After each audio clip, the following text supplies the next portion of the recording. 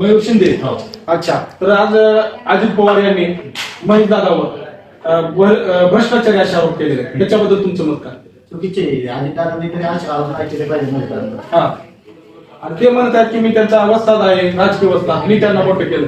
तसं काय नाही, राजकारणात काही कोण कोणाला मोठं हा. करत. महेशदादा पहिल्यापासूनच मोठे. पहिल्यापासूनच मोठे. पहिल्यापासूनच मोठे. ते म्हणतात मी मोठं केलं आणि ते माझ्यावर चूर पाडलं. तसं काय नाही, अजितदादांपेक्षा महेशदादांना मानणारा वर्ग पिंपरी चिंचवडमध्ये लय मोठा आहे. लय मोठं. लय मोठा आहे. हा.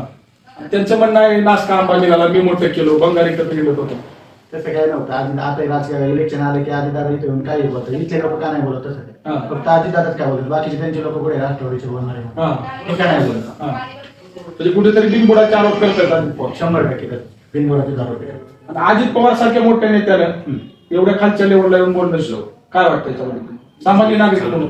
इथल्या लोकांमध्ये आता ते बोलायची ताकदच नाही ना, म्हणून अजितदादांना इथे येऊन बोलावं लागतंय. अच्छा.